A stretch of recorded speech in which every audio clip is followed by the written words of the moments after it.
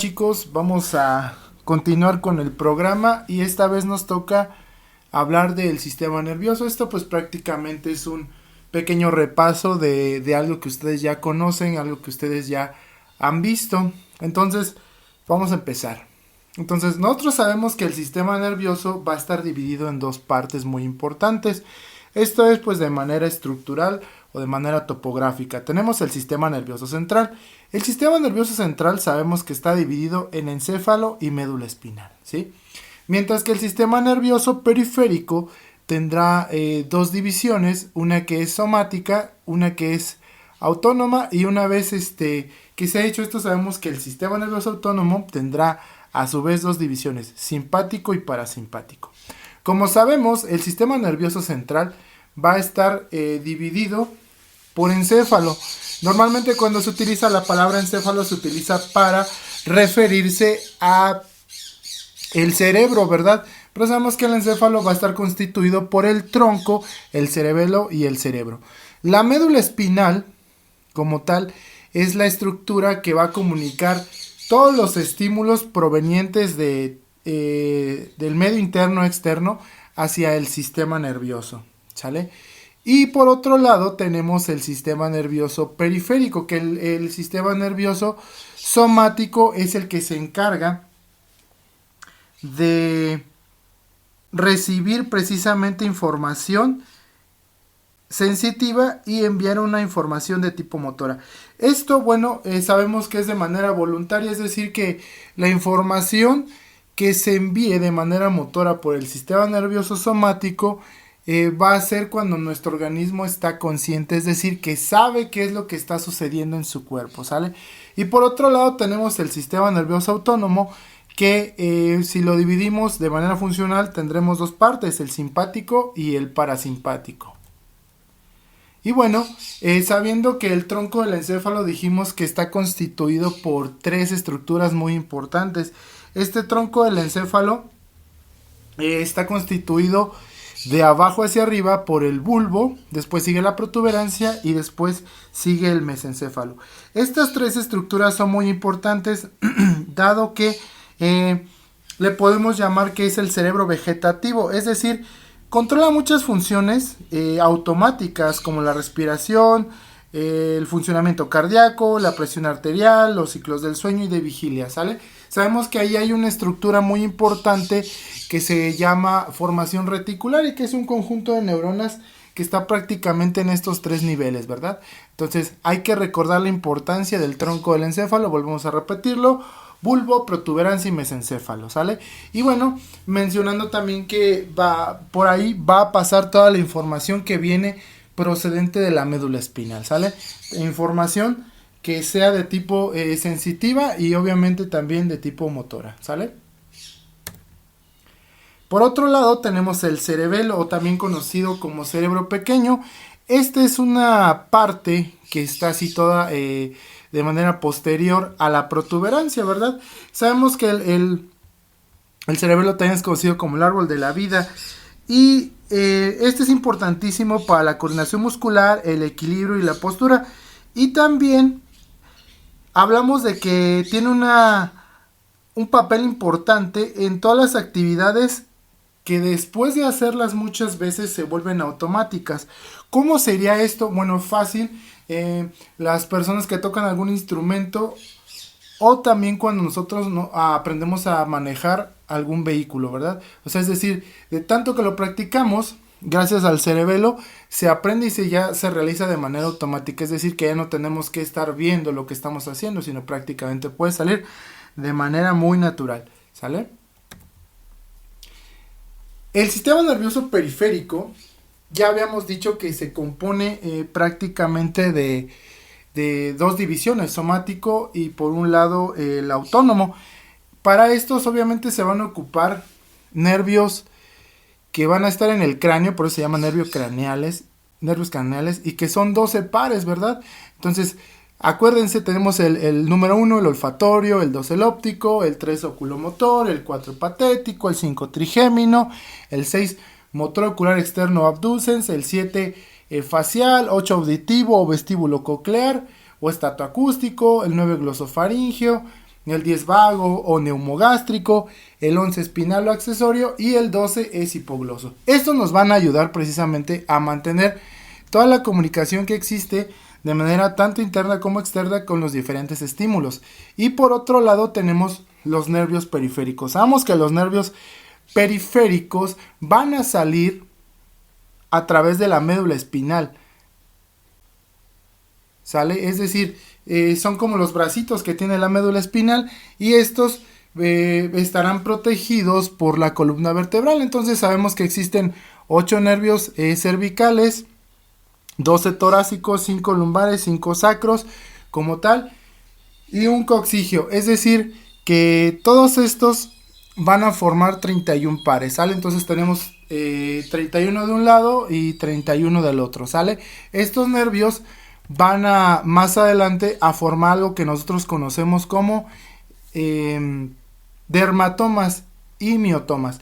En esta imagen tenemos los dermatomas, que es decir, que esos nervios periféricos o espinales o raquídeos que tenemos nos van a dar a la sensibilidad a diferentes áreas de nuestro cuerpo, ¿sale? Y aquí tenemos una imagen donde se describe completamente qué sensibilidad tiene de acuerdo a los nervios periféricos, ¿sale? A eso se le conoce como miotomas. Por otro lado tenemos, los dermatomas. Por otro lado tenemos los miotomas. Los miotomas, como su nombre lo dice, mio es de músculo, es que esos nervios periféricos, precisamente, cuando formen plexos, van a ayudar a llegar a los diferentes músculos del cuerpo. Y esa información de tipo motora va a poder ayudar a que nuestro cuerpo realice los movimientos de un segmento como tal o de una parte, ¿sale? Eso se le conoce como miotomas, ¿sale? En cuanto a la división que habíamos mencionado de la división somática y autónoma, la división somática ya sabemos que utiliza 2 vías, es decir, vamos a ocupar una vía que es eferente y una vía que es aferente, ¿sale? Entonces sabemos que la médula siempre va a recibir la información de tipo sensitiva en su parte posterior, ¿verdad? En sus raíces dorsales. Es decir, esta es una información de tipo aferente, ¿sale? Una vez que ha llegado al sistema nervioso como tal, al cerebro, el cerebro se va a encargar de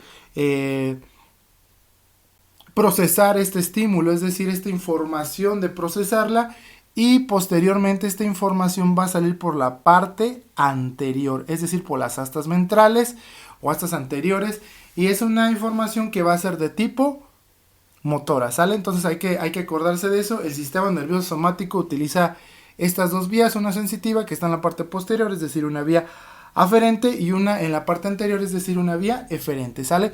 Y esto nos va a ayudar a mantener contacto con todo lo que nos rodea, ¿sí? Y tenemos la división simpática y parasimpática también del sistema nervioso autónomo. Sabemos que estas neuronas vamos a tener 2, neuronas sensitivas y también neuronas motoras, es decir, las neuronas sensitivas van a estar localizadas en los órganos y van a enviar esa información al sistema nervioso, esas serían las sensitivas, y las motoras van a enviar la información al sistema nervioso, en este caso al músculo liso, al músculo cardíaco y a las glándulas. Este sistema nervioso autónomo se le conoce como el sistema involuntario, es decir, que nos mantiene vivo, ¿sí? Sin necesidad de que nosotros lo tengamos que hacer, ¿verdad? Simple y sencillamente hay que recordar que el corazón, por ejemplo, los pulmones, aún a pesar de que nosotros estamos dormidos, siguen trabajando, ¿sale? Ahora, hay que entender que el sistema nervioso no está como tal desprotegido, hay cubiertas, no está desnudo, ¿verdad? No está encueradito nuestro sistema nervioso, y que tiene algo que se conoce como meninges, ¿sale? Y que estos meninges lo van a proteger, es decir, son 3 capas, hablándose de la dura madre, la aracnoides y la pía madre, todas colocadas de la más externa a la más interna, que van a proteger todo el sistema nervioso, ¿sale? Y es una protección tanto física como química, ¿sale?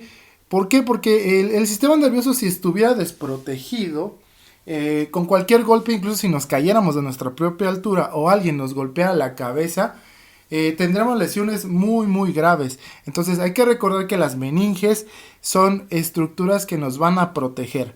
Además, no son las únicas, también tenemos una estructura ósea formada por los huesos del cráneo y también de la columna, que van a proteger en su defecto todo el encéfalo y en su defecto la médula espinal, ¿sale? No es el único. También tenemos un sistema que se va a encargar de protegerlo de las agresiones que pueda sufrir. Y ya sabemos que este se conoce como el líquido cefalorraquídeo o líquido cerebroespinal. Es decir, es algo que circula como tal en nuestro cerebro y que va a ayudar a protegerlo de manera física, tanto de manera química, ¿sale? Recordemos que el líquido cefalorraquídeo también nutre al sistema nervioso, y esto también es muy importante, ya que el sistema nervioso se encuentra suspendido en él, es decir, se reduce prácticamente la mayoría de su peso y es lo que lo mantiene flotando, ¿sale? No es el único, también hemos hablado, o ustedes deben de conocer, la barrera hematoencefálica. La barrera hematoencefálica está hecha por unas células que se llaman células endoteliales, y esta barrera hematoencefálica va a evitar que muchas sustancias o medicamentos que son tóxicos, o incluso virus o bacterias que son tóxicos para el sistema nervioso, no penetren al cerebro, porque si llegara a penetrar, obviamente cualquier sustancia pudiera incluso hasta matarnos, ¿sale? Entonces, gracias a la barrera hematoencefálica se evita que esto suceda.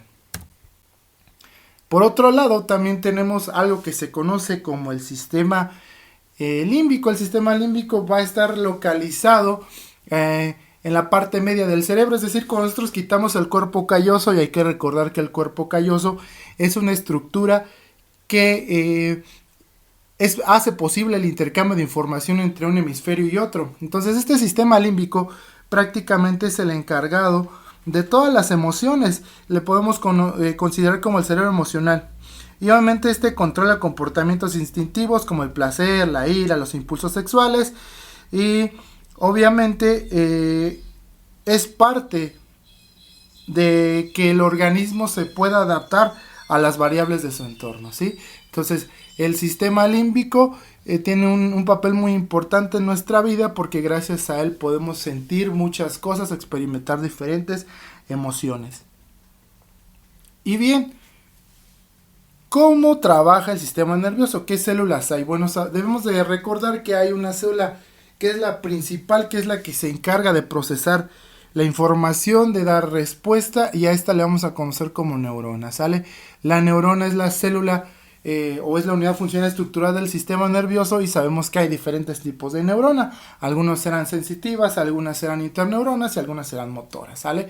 Estas neuronas pueden compartir mucha información, y principalmente tenemos información de dos tipos, química y eléctrica. Sabemos que la química es en base a puras cargas eléctricas, y la que es química no es 100% con sustancias químicas, ¿sale? Porque también acuérdense de que hay todas las fases del potencial de acción, que obviamente se ocupa de cargas y que van a hacer que se pueda liberar un neurotransmisor, ¿sale? Igual no solamente neurotransmisores, sino también las mismas hormonas, ¿sale? Hay que recordar la estructura de la neurona. Sabemos que tiene de afuera hacia adentro, tiene las espinas dendríticas, tiene las dendritas, tiene un cuerpo neurolosoma, tiene un núcleo, finalmente tiene un axón, y ese axón está recubierto de mielina, que está hecho por las células de Schwann. Esto hace que los impulsos viajen de manera más rápida hacia donde se va a llevar a cabo la sinapsis, ¿sale? Y finalmente tenemos los botones terminales, que es por donde se van a liberar los neurotransmisores o las hormonas como tal. Ahora, la neurona no es la única no es la única célula que está en el sistema nervioso. Tenemos las células gliales o células neurogliales, que podemos identificarlas. Por ejemplo, la célula de la microglia. Estas son importantísimas junto con la barrera hematoencefálica, porque estas van a defender al sistema nervioso de agentes extraños, ¿sale?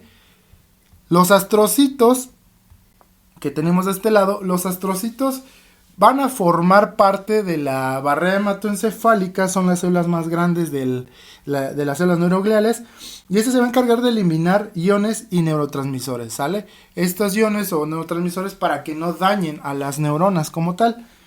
Las células ependimarias, estas van a ser las que van a formar en mayor proporción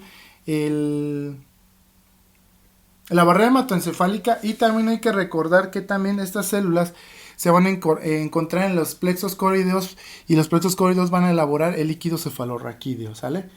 Los oligodendrocitos, como tal, estos son los que producen mielina en el sistema nervioso central, y las células de Schwann son las que van a producir mielina en el sistema nervioso periférico. Entonces hay que tener en cuenta que las células neurogliales junto con las neuronas trabajan en conjunto, ¿sí? Y que las neuronas como tal siempre van a depender de las células neurogliales. ¿Por qué? Porque las células neurogliales son su sustento, son su apoyo, ¿sí? Estas células neurogliales van a evitar que las neuronas se destruyan, ¿vale? Y pues bueno, pasando al cerebro, sabemos que el cerebro va a tener diferentes partes. Si lo dividimos, tenemos un lóbulo frontal, un lóbulo parietal, un lóbulo occipital y un lóbulo temporal. Es decir, cada parte tiene una función en específico, concreta.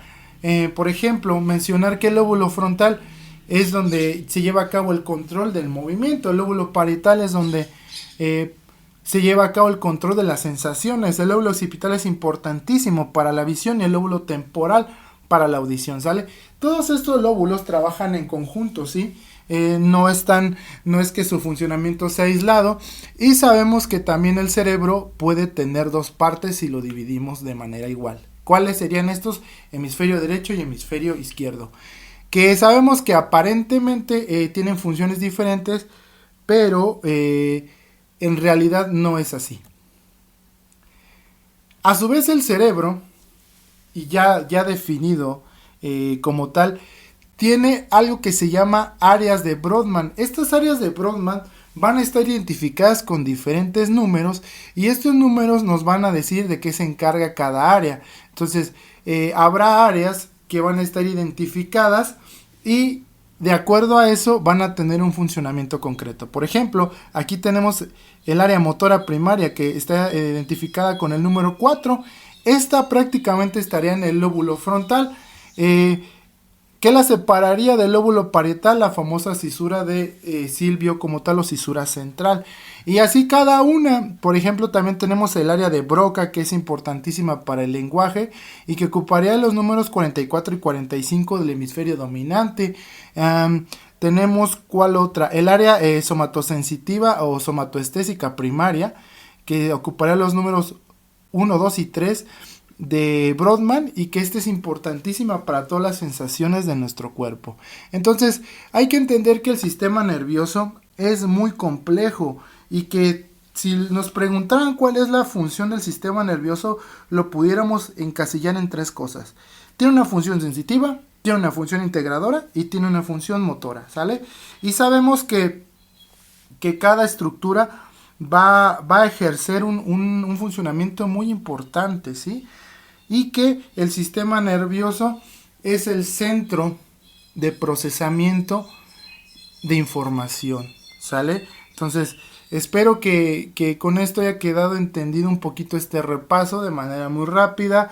Ya saben que todo esto pues ya lo conocen ustedes. Esto solamente es volver a mencionarlo porque es necesario. Más adelante estaremos viendo todas las áreas de Brodmann, ¿sí? Y cómo funciona también el sistema límbico, es decir, ya vamos a entrar un poquito más en materia. Ahorita esto pudiera ser tomado como una introducción. Y pues bueno, aquí tenemos tres mitos muy importantes. Uno, utilizamos solo el 10% de nuestro cerebro, y la respuesta es no. Nosotros utilizamos el 100% de nuestra capacidad cerebral, solamente que la vamos a ocupar en diferentes tiempos.